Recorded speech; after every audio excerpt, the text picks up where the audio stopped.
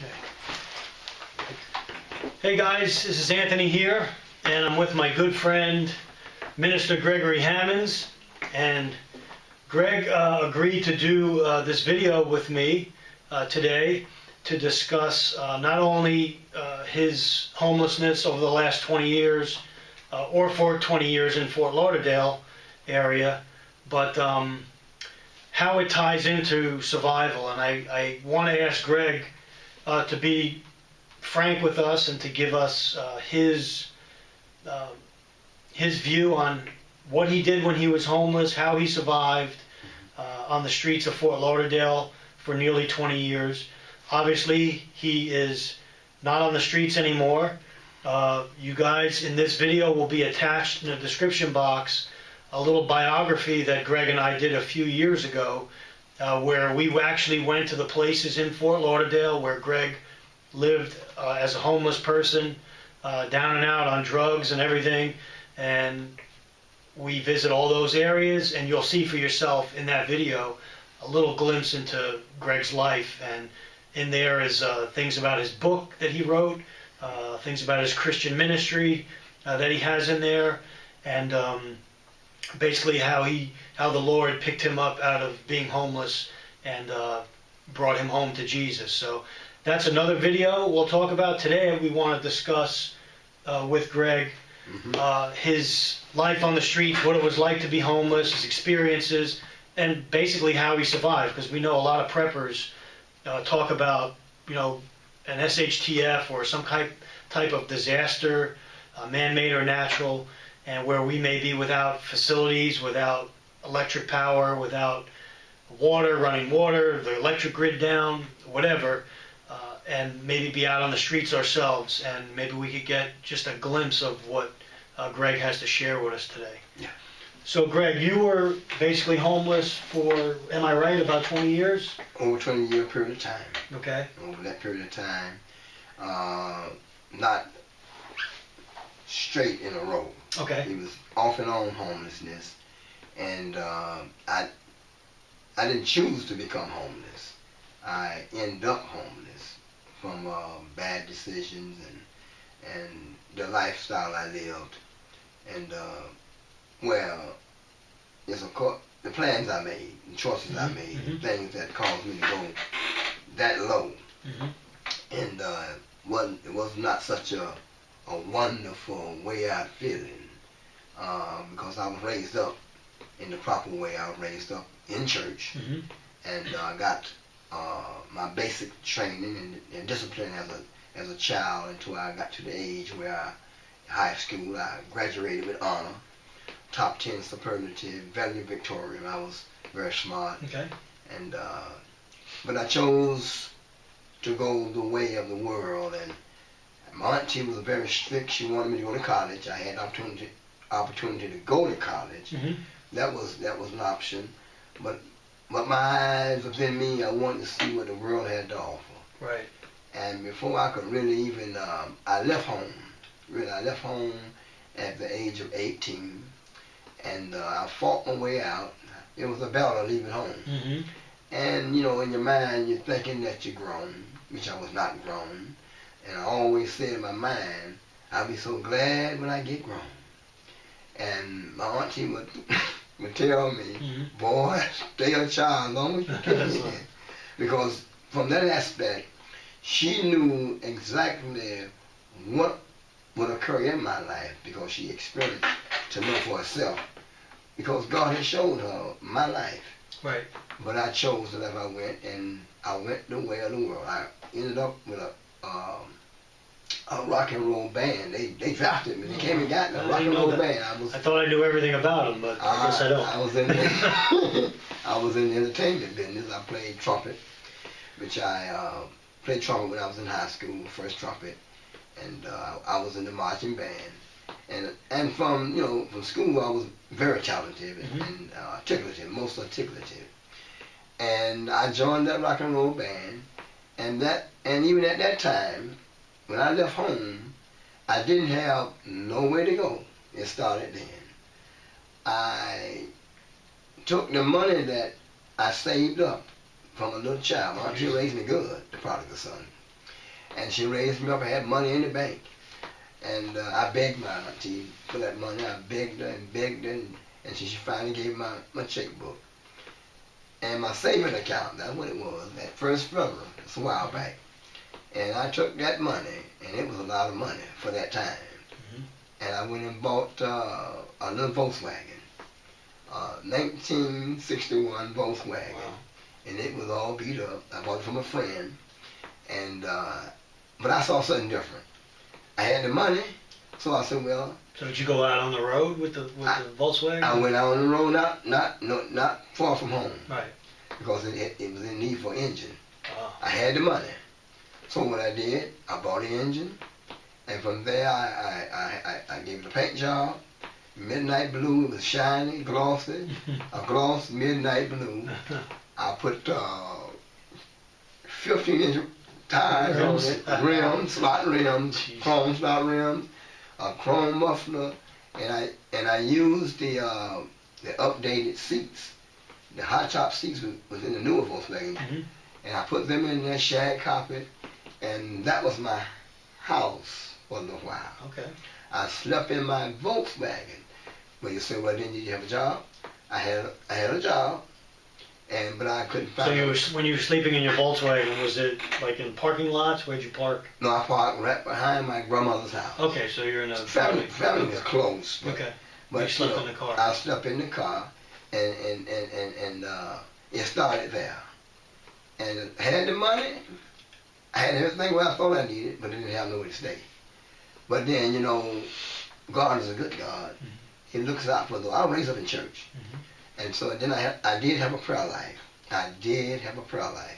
And the Lord answered my prayer. A young lady who knew my brother, my oldest brother, she, I guess people were watching me. You don't know who's watching you. And people don't really realize that the young lady came to me and she asked me, she said, you need somewhere to stay, don't you? You look too good to be out here. I wonder how did she know I was sleeping in this car? Right. Because they were watching me. She's observing. And she came and said, I know you and your family. I know your brother. And I got a room, and it's up to you. Would you like a room? And I couldn't say no. I was working. I still had money. And she gave me a room. And I stayed. Everything came with the room. Okay, I had the room. And then she furnished me a good for it. I said, oh, no.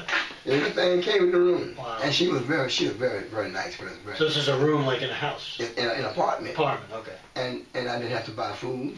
It's just like she just took me on. Okay. It was just all well prepared. And I paid a little rent as I worked. And from that, I was traveling with the band. I would work, and I would go with the band. We practice, then we go out. We went all over Florida. We went everywhere. We recorded. And things was good for the time. I went on the streets again. But things began to get a little rougher. I was not a dope smoker at that time. I was a drinker. Okay. And I drank. My dad used to say, I drank NDK. I said, Daddy, what is NDK? And he said, any doggone kind. And I was just drinking any doggone kind. Wow. Vodka, Whatever. rum, scotch, whatever. And I drank.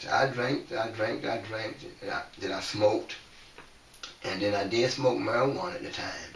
But other harsh drugs, I never had ventured into that. And time went on. And things was good to me because that was the pleasure of sin for a time. Right. And then suddenly that thing turned around. But you never, during that time, you never imagined you would be physically on the streets? I never had Never a occurred to mindset to think that Right. one day I would really be Right. a person who without a place to stay. Right. Because when you're entertaining and you're going places, that's the excitement of it. Right. Your mind is not even focused on something Right. of that nature. Right. And it's like you got the world in your hand.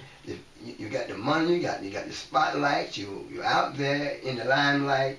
All the women you can put And your hand on. you're just living moment by moment. You're not focusing on preparing for a rainy day or. No kind of preparation for that. Right.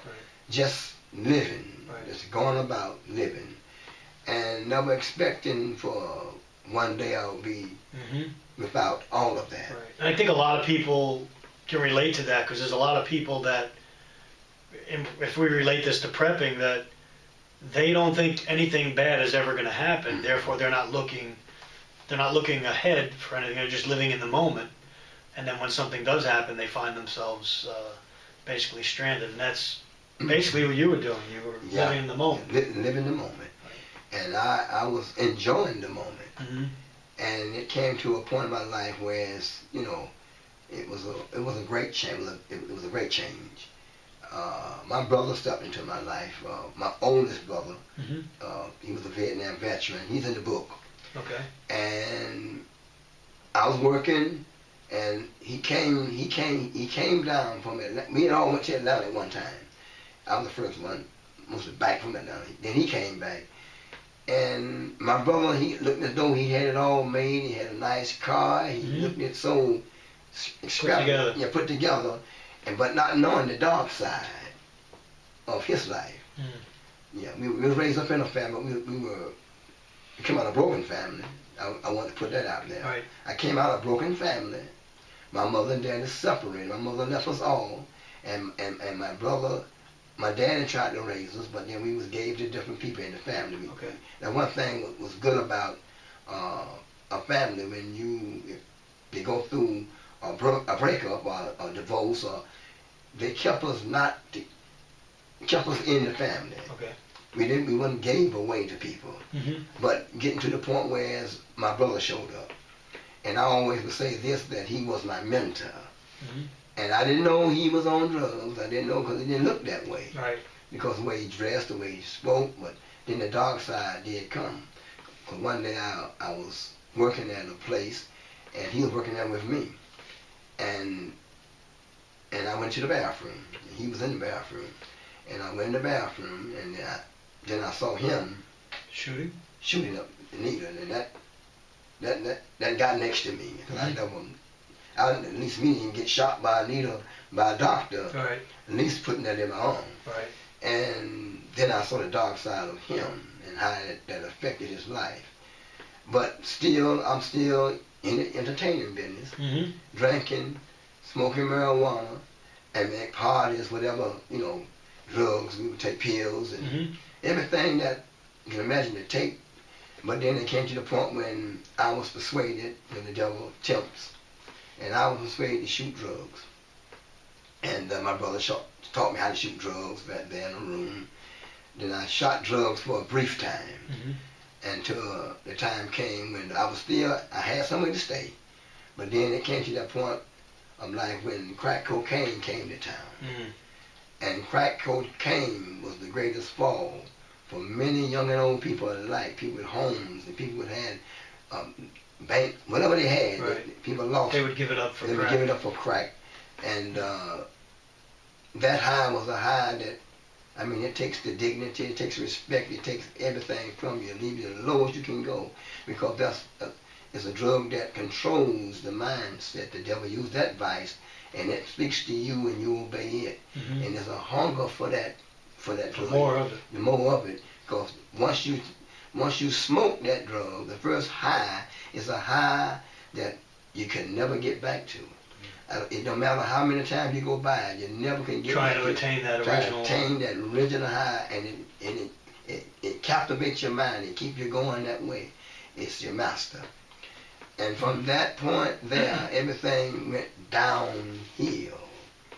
No matter where I worked at, I quit. I stopped working. So from that point on, now you start to slip. Slipping down, coming down. And I stopped working. The guys just come out and try to pick me up, and I didn't have no car no more. Mm-hmm. And guys used to pick me up, take me to work. I just couldn't go out there to them. I just stay there and hide from them, and they'll go because the crack cocaine. Right. And time went on. My brother, he was still going the same way. We did the identical lifestyle. It was identical. And he was getting worse, and I was getting worse. Mm-hmm. And we ended up where my grandmother, the granddaddy, they had a house Mm-hmm. with a store. I came out of a well-built family.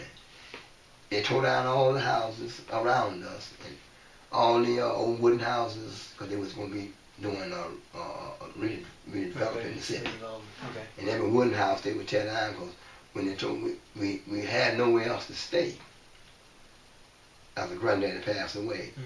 And the house he had, they tore it down, all the fruit trees around to make sure you don't sit up under the tree. And all the surrounding houses, they were still up. So we were sleeping in abandoned houses. Now we don't have nowhere to go. This was the start of being homeless. Okay. And you say, well, do you have people? You have family members? I say, family members had nothing to do with us because we won't. Because of your lifestyle, they knew you were on drugs. We were on drugs and alcoholics, and we were not pleasant people. Right. Because what it does, it changes everything about you. Right. Your attitude, you can try to act like you want to be nice, but you're not nice. And I end up sleeping in abandoned houses. So you're sleeping in abandoned houses. How are you getting, when you're sleeping in abandoned houses, how are you using the toilet? How are you eating? How are you drinking? What are you doing as far as to survive? As bathroom, well, no bathroom. Because in those abandoned houses, the water was cut off. Okay. So in an abandoned house, people on drugs, they found a corner. And they use their bowel movement in the corner. They release their. So right inside the house. Right inside the house in a spot there. And people on drugs so messed up. I mean, the smell, the trash out the place, filthy, from filthy. I never thought that in my life I would go that low to live in that kind of condition. My mind had got conditioned to that.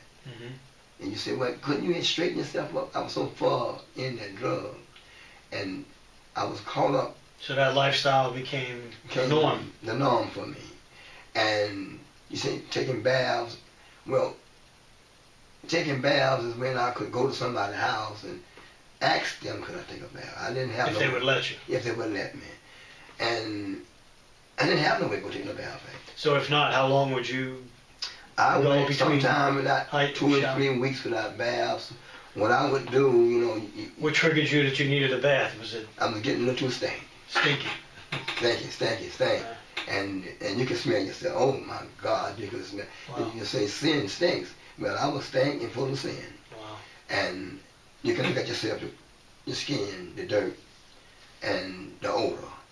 It's a story I can tell you. We used to go in the grocery store, and I was so stank. I believe my stank was stank.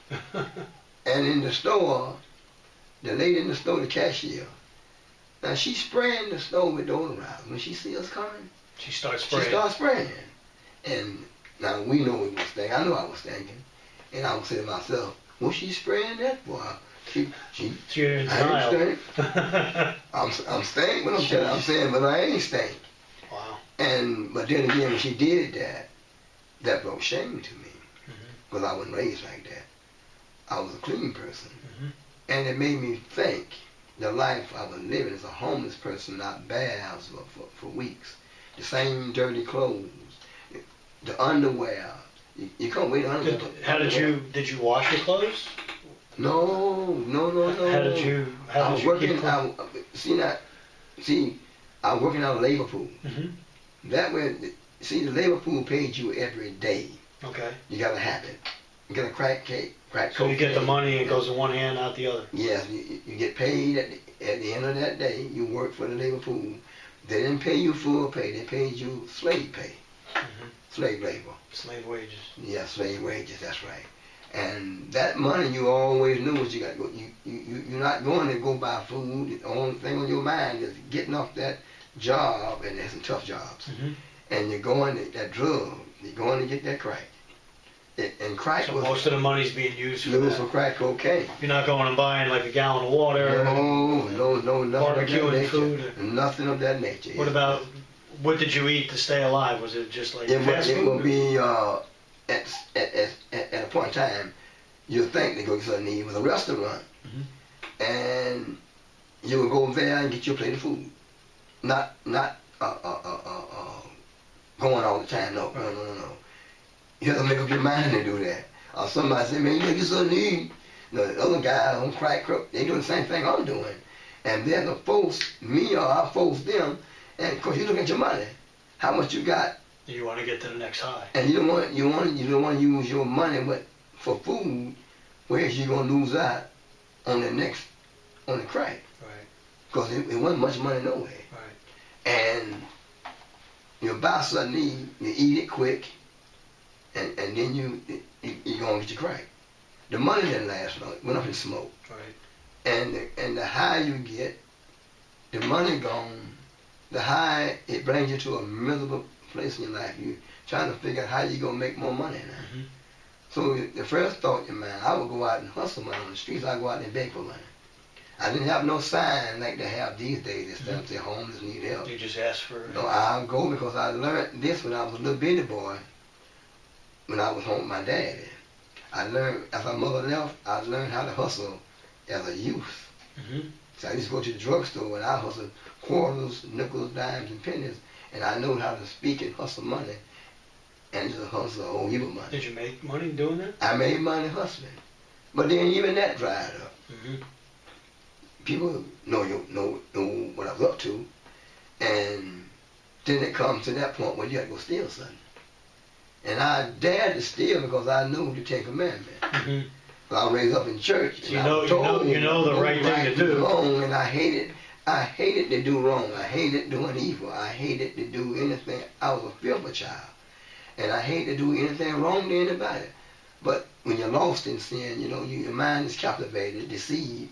You're just doing what you know to do. You're in the mode. You're like in survival mode, but yeah. At the same time you're trying to feed a habit. Feed a habit. Too. That's right. The habit, the drug habit.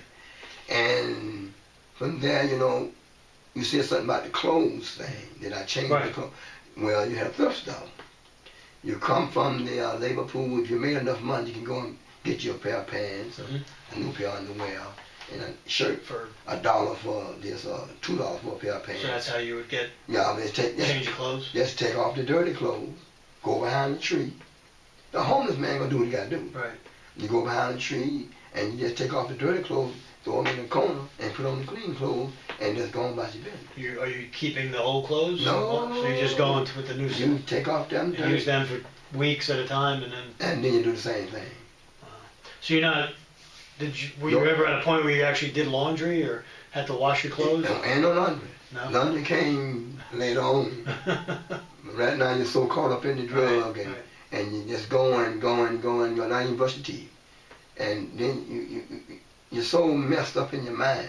Right. Nah. Are you still at this point living in abandoned buildings, or are you on the street? Abandoned. Now we're living in abandoned cars. Abandoned cars. Well, this in the city. And the thing about it, I knew a lot of people, and I would go in their yards. I slept in this lady, her work shed. She in the video we did? No, not at that time. Okay. This lady, she had a beauty parlor, and she had a house, and she had a pathway between the house, beauty parlor, and she had a shed in the back of her house where she had all her old stuff. She used to store up stuff. And I didn't have nowhere to go, but she knew who I was because I used to do a yard for her. And I would go, I know how to find me a spot. If I wouldn't go and take a recliner's chair, I'd take a recliner's chair and go sleep behind her house. Because she had a big lot. Like in an alleyway? Or? No, not in her yard. You fenced off on the side of her house. She had 2 or 3 houses on one lot. Okay. So you're kind of like in a corner. I just get in the corner there, and I'll lay right there with the mosquitoes biting me all night. What about cover? Ain't no cover. Out in the open? And you're in the open there. Because when you're messed up in the mind, you just go to sleep. So you're going to sleep out in the middle of South Florida with mosquitoes and everything snakes else, and whatever else. Everything else is out there. Either if it starts raining, you got to find somewhere to go. The houses then will sit up on blocks. You can look up under the house. So you could go under. So I'll go up under the house. Yeah, now you're up under the house with the fleas and everything else, but it didn't matter. Right. And then she had this shed thing. Possums were around, and I met one possum. Yeah, I met one possum one night. I was laying up in her hallway, that part would divided her house from her funeral parlor. Mm-hmm. That pathway where her washing machine was. And I used to sneak in there at nighttime, 4 in the morning, and I'll crawl up in there. Me and her son. And you know, your foot smell, you know, you wore them shoes and, wow. and them socks on them foot were so long, them toe jam. They call it Wow. toe jam, foot smell so bad. And a possum loves certain smell stink. Possums like stinky stuff. And them foots were smelling. And I left up snoring and I just woke up. And I looked and I seen 2 big bright eyes looking at my eyes. So he's smelling you up. He smelled me up. And he saw me, I saw him. He went one way and I went the other way. Possum. Wow. Yeah. And so. You see how important hygiene is. Hygiene, stay clean. Stay clean. But you get to a point where your mind's set where you don't want to be like that. You come to your senses. Mm-hmm. And it's getting worse. You start sleeping. It got so bad with the drug thing. I started sleeping where trying to get away from people, get away from everything in your mind. Mind being tormented. When you can't get nothing, you're tormented in your mind. It means you're going crazy. And you're trying to get away from people. You're trying to hide from people because, you know, you're looking for, you think somebody's going to kill you all the time. And I was aware of my surroundings, but I was fearful of people because people was killing people and shooting people and stabbing people with drugs. And don't get nobody wrong and do something against them because they're coming to get you. And I got to the point where I started sleeping on top of the house. What, did you, at that point, were you carrying a weapon? Or Ain't no weapon. Ain't no weapon. Nothing? Ain't nothing. Just whatever you took. Whatever I can Did get you have my a hand bag, a pack? No pack or nothing. So you're basically just the clothes on your back. Just clothes on my back. From spot to spot to spot to spot. And then, but it got to the point where everything dropped out, the bottom dropped out. And not going to the labor pool no more. Trying to keep the habit going.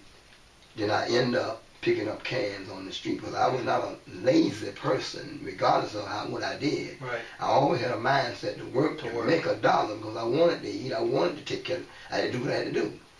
And I end up letting all the work go. And no more work. So I became my own boss. The devil told me, say, you're your own boss. You got it made. So I started picking up cans. My brother was picking up cans. And then when you picked up the cans, you put them in a bag, a wagon? A big plastic bag, garbage bag. And I had, it was a time when the city, they enforced that you don't push the carts around. Oh. And I had to build me a cart. So I found a baby carriage.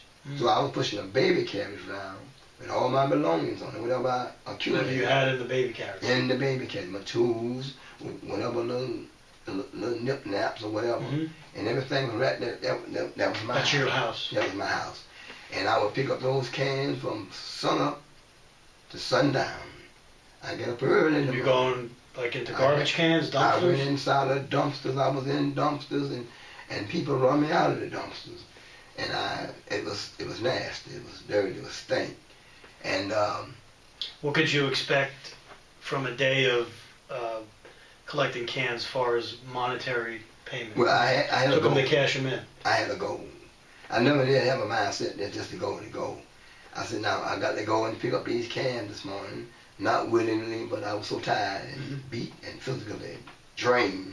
I had to force myself, and I would go and I know just how much I need to get that drink in the morning because I had the shakes. You had to. Right.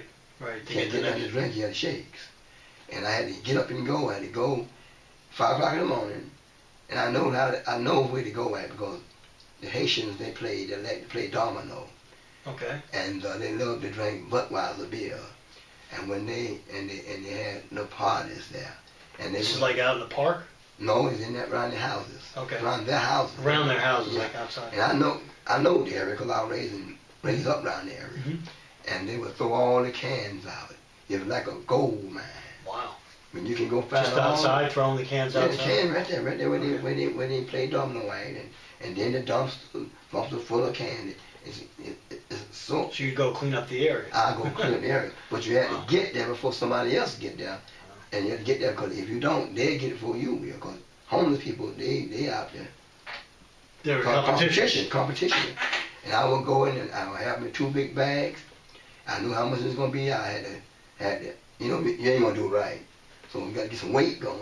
So I would just, you know, put some dirt in there. And a little dirt in the can, make it a little heavier. Rocks and and get a little weight going here. Wow. Because I want to get to that goal. If I get them $10 that morning. So you knew basically what $10 would bring? Amount of cans? Yes. Is that a big bag? One bag? It's a big black bag. Full of cans. Full of cans, loaded down. Get you about $10. And almost 2 bags. 2 bags. And you get the $10. And I didn't, you know. What'd you use the money for? Well, I go up, first thing I do, I stop by the big stove. I get 2 cans of Magnum beer. That was my regular. Is that like a quart? Tall, yeah. 2 tall cans of 16 ounce, yeah. 16, okay. And I would get me 2 cigarettes. 2 packs of cigarettes or 2? No, 2 cigarettes. 2 single. Where do you get those? You get them from the store. Singles? And some for $1 a piece. Wow. At that time. At that time, okay. Yeah. And I would get, that was my regular routine. I would buy me a newspaper because I was a reader. Okay. I was smart. And I was. What about something to eat? I ain't get nothing to eat. Oh, God. I had to get rid of that shake first, that bad feeling. So the beer first. The beer first. That was my appetite. And I would drink the beer, and I would sit there and read the paper, all the paper, every bit of it. And then I had a little Bible. I had sense enough to carried your little Bible. I had a little Bible back in my back pocket. And I would do that, and I would read, you know, a couple of Psalms, and then I had to get up and go again.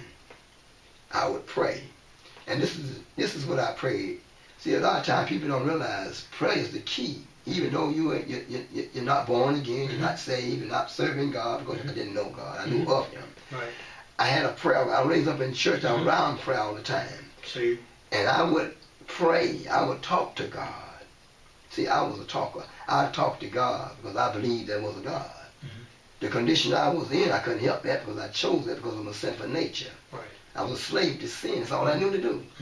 And I chose the way I went. Nobody didn't force me. Nobody didn't make me do what I did. I chose that way. Born in sin. And what I would do, I would drink my little beers, like I said. I would read the paper. And then I had to start all back over again. Then I had to plan my way out which way I'm going now. I can't go back the same route because there's nothing there. So I got to find a new route. A new direction. And I will walk for miles.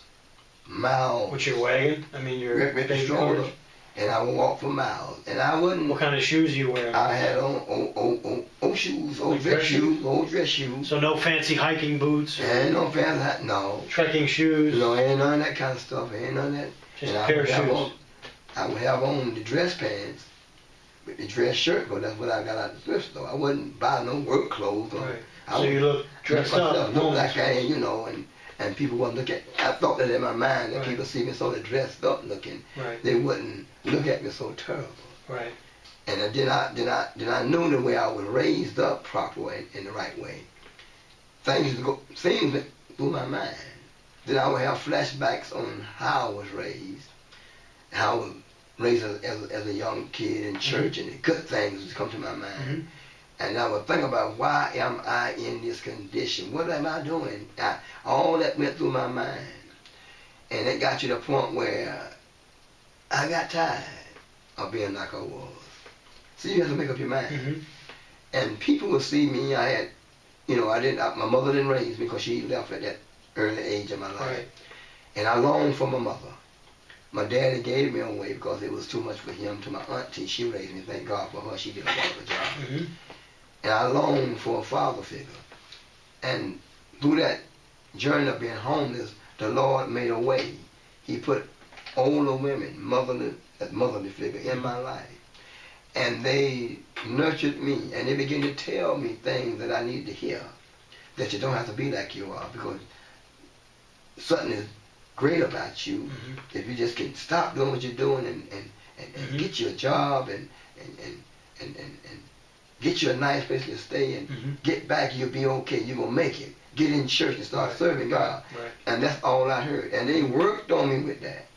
They worked on me with that because I loved it to go to church. And I loved it. I loved it, God, but I didn't know Him. Right. And my auntie raised me so good. That was always in me. And I used to, you know, they took care of me because their yards. They made sure I did their yards. See, the Lord looks out you. And then they gave you, was it Work like a they do. barter system? You did work and they gave you a place to stay? No, You could stay out in their house? They just gave me work to do to keep some change in my pocket to keep me going. Okay, and they gave you some money for it? Yeah, they paid me for it. Okay.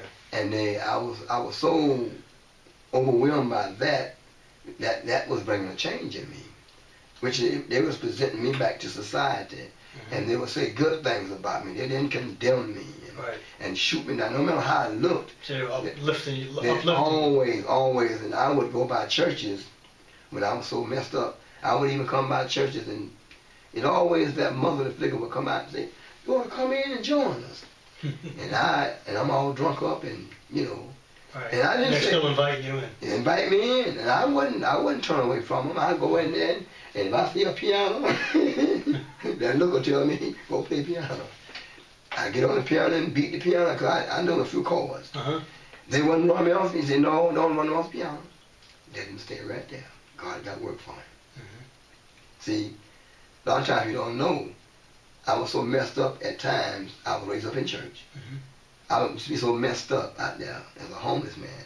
I didn't have nobody's house to go and knock on and say, can I come in? I would go and lay out on the front door of the church. I would lay out there and call on the Lord. As though he was there standing there. I would just lay there all night long and sleep right there and curl up in a fetus and lay until the sun come up. Plus I feel safe at the door of the church. Because I sensed within me I needed help. I didn't go to rehabs. And all what about homeless shelters? Homeless shelters, I didn't never go to a homeless shelter because the mothers who were watching over me, the last person she gave me a place to stay. And on that video you see that backyard. That's in the video. That's where I was. Is that where you had your... That's where... like your shelter, your base shelter? My base shelter right there. Was it a shed or outside? No, it was I slept in a recliner's chair. And I had a big old beach umbrella over my head to cover me from the rain or whatever. And I put a canvas over it to keep like it a tarp? A tarp, yes. A tarp. I had a footstool there. I was surrounded with bushes. I took Kettle Lady's backyard. She took care of me. And she brought me food. She worked at the church. So she would bring you something outside? She would bring me food from the church. Okay. And how were you going? How were you using the bathroom and stuff like that? Well, I would leave out of the backyard, and I would go down to the bar, Little Joe's bar, and I would use the bathroom in the bar. Okay. They'd let you in? No, you didn't walk in. Oh, you just walked in. It's an open bar. And if early in the morning they're not open, I know where to go at use the bathroom. I will go down to the longshoreman. He used to go all the way down on my walk with the cans. Down by the yeah. Where the longshoremen come in with the shipping container. Yeah, that's right. And they got tired of us coming in there, staying on the place. So you messing up their bathroom? And so now you got to go dig your hole somewhere. They told you that? You out there in the street. Oh, you had to. You go find you a tree and dig your hole some way so that make you go buy toilet paper. But I got to the point where I had a beard. So no shaving. No shaving, nappy head, stinking breath, teeth. And I was a homeless man for over a long period of time. But I didn't lose my mind. My mind was in tight. At nighttime, the wee hours of the night, I prayed. People used to take me to church. And they wonder why I could know so much about the Bible. Because I used to study the Bible. Through all those years out there on the streets, shooting drugs, smoking drugs, drinking drugs, popping drugs, drinking liquor, whatever I could get my hands on, that lifestyle, I ended up stealing. Hated to steal. Thou shalt not steal. That was in my, I was raised up that way. I didn't know I had to steal. And when I didn't have the cans or nothing, I would go and steal the people's chairs, the aluminum chairs. That's how bad it got. Steal like chairs from where? From their From houses? people, yeah. Like the outdoor furniture? Yeah, the furniture jail. And what, sell them? Yeah, they break them up and take them to Oh, right. Okay. And that wasn't, I was not the only one doing that. Stealing people's earnings off the windows Wow. and all kind of stuff. Sometimes I When you get to the scrapyard with stuff like that, are they ever suspicious of because you're breaking it all up? They was breaking it all up and cash it in. They was greedy anyway, so they didn't concerned about where it comes from. Okay. It wasn't like it is today. You have to have a license to do that. Okay, so today you wouldn't be able to do that. No, period. Even with the cans. What about the cans today? You have to have a car. Okay. License, you can't just walk in. ID. You just can't take stuff. Right. Because people stealing air conditions and everything. Right. Not then, but now they take everything. Right. And so they knew me at that scrapyard. Mm-hmm. But I was always, I always was a friendly person. I always knew along with anybody. And things got worse before it got better. And I found myself stealing, doing this, doing that. And that's where I ran into myself, and I got killed 4 times as a homeless man. Beat to death, stabbed to death, choked to death. I mean, you got beat, left for dead. Left for dead. And this is by other homeless people or these drug dealers? No, these were drug dealers. People that people who I worked for who took me the wrong way, and somebody who just didn't like me. Right. Just for no reason. And I did some foolish things anyway. So the streets were pretty dangerous at that time. Dangerous, because you had to find you a spot, and you gotta know. At night time, you gotta know. I got robbed so many times, beat up so many times. You know what I mean? I was working at a restaurant. So you're learning where to go, maneuver myself, or how to get through the streets. And then you learn how to be safe. So it's not like if you're survival. If you're going from point A to point B, basically it's not going to be always a straight line down that street because you might get mugged. Right. You might have to. Zigzag. It might take you 5 times longer. What you gotta do. Yeah. Okay. And that's where but I still, the main thing what I want to say is that I was very prayerful about everything. Mm-hmm. I would pray, and I put that to the point because praying is the key. And I would pray and ask God, I said, Lord, please help me not to go steal. Mm-hmm. And I'm going to steal at the same time. But I was asking God, help me not to steal. And that was already in my mind. Because I'm going to steal people's stuff because I need the money. Right. That lets you know you can't control what's in you, the sinful nature. Right. But I was calling out. And I always prayed. I was to pray. I was to walk and talk to the Lord. You see, you out there stealing, and you're out there going on. You're trying to find that drug. You're going. You're walking and talking to the Lord. And I'm walking and talking to God. I found myself, and that what kept me going. And I was serious about what I was doing. And it came to the point, I got tired of being the way I was. I went to a mirror one day at the longshoreman. I looked in the mirror. I looked at myself. And though that mirror spoke back to me and said, that's not you. And I said, it's not me too. And then the Lord showed me who I was and who I could be. That stuck. So that was like a turning point. The turning point. Wow. You got to go look at yourself. Right. And everything came to my mind. And I know that it was him, the Lord Jesus. And I continue to pray. I prayed day and night. I prayed when I prayed. Wow. Whatever I was doing, I prayed. I kept on praying. I kept on praying and calling on the name of the Lord. Ain't nobody else could help me. Every door was shut in my face. I'm out there lost. And he knew it. You knew it. Yes. I had the faith to know that one day something was going to happen. As a little child, I had a dream, and I wanted to fulfill that dream. And that day did come. At the bottom of my life, I found myself wanting to change. I didn't want to be nasty and dirty and stinking no more. I wanted to get back into society. The integrity, the intelligence, the real me. And God was working that on me because I asked him to change my life. I got where I didn't want to go without a bath. I began to wash myself, clean myself up, cut off all the beard. Right. I wanted to brush my teeth again. I found a medicine cabinet. Like everything was put in place for me. Medicine cabinet, like in a Everything was put in house. place. Like the Lord put everything in place for me to So bring you me took back. the cabinet Took the whole cabinet. and did what with it? And a mirror there. Okay, you used it as storage too. Yeah, put my stuff in there. So you had that was like your backpack That almost. was, yeah. And I had it set up in that backyard. Okay. And I would go take my bath and scrub up and get How would you get water from? She had water fountain outside though. The You water had like a fountain. hose bib? Yeah, hose right there. Okay. And I washed out there, washed my clothes up. Oh, so now you're doing and laundry. doing laundry now, getting back, coming back now. See, that was a change. Right. It was back then because I asked God to change me. Right.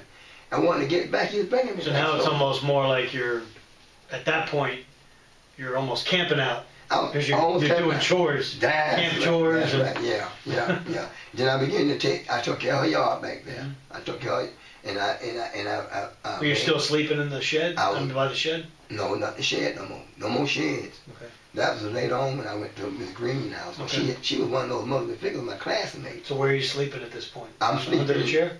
I'm sleeping in the lady backyard in the chair. In the chair. Under the umbrella. But everything was, I had a barbecue pit there. Had a barbecue pit. So that's how you cook? Cooked on that barbecue pit. What do you use to light? Would you have a cigarette lighter, matches? Yeah. And then I dug a garden out. See? So you actually grew a garden? My granddaddy was a farmer. Okay. That was in me. What were you planting? I was planting black-eyed peas. I remember. Where'd you get you go to the store and get the black-eyed peas from the store. You planted them yourself? How long before they started growing? It didn't take long for them to grow. And they will grow, and I had black-eyed peas back there. So you pick them and then what, boil them up? I'll pick them and give them away. I just liked it to see them grow. And that was exciting to me. Right. Because my granddad loved it. He was a farmer. And I worked on his farm as a little boy. And that was in me. I was taught well. Knowledge was in you. Yeah. And so I'm living back there. And I had tools. I had chisels and hammers and saws. And I would find aluminum. I stopped stealing folks' stuff. I found stuff loose on me, and I'd get down, saw it up, and I started not wanting to steal no more. Right. And the Lord blessed me so many times. I went one place one time called River Bend. You know, on 7th Avenue where I stepped up under the bridge. Mm-hmm. By the water there? Yeah. Okay. I went that way one morning. When you pray, God answers your prayer. Mm-hmm. You know you're lost out there. He still, because my life was predestined by God. I was chosen by God. Mm-hmm. I didn't know it at the time. Right. And I came that way by River Bend. A big old yacht was a big old, huge white yacht. And they had built this tower building. And I come out of the boatyard because they say cans for me too. Mm-hmm. And I was coming down. I gently go inside with the dumpster. It came out the dumpster. Mm-hmm. And something say, look down. And I looked down. I saw it. I know it was money. Because I seen the man hit a big old wad. Wow. And I was looking around. Then the devil told me, say, that's mafia money. Mafia money. That's drug money. They're looking at it, gonna kill you. He was telling me that it scared me for me not to pick it up. And I kept on looking around. I was looking around at the tall building to see if they're looking at you. I got binoculars looking at me. I got brave. I got bold and brave. So what I did, I squat on down, whooped it up, and put it in my pocket. And I was shaking. You walked away. I was shaking, walking away with the cotton. I'm going. So you got the baby carriage? Yeah, I'm shaking. Just couldn't go. I'm so scared. I was shaking so bad. You hear the can. And I got out far away from that spot. And I had to cross 7th Avenue Bridge. I had to cross 7th Avenue Bridge. That car. In the open. I got the wall of money here. And it looked like everybody would come along. I thought they was coming to get me. And I couldn't push that car across there. So what I did, a great big old sea grape tree. It was hanging over. Mm-hmm. I said, I won't be needing these cans no more. I said, you threw them off the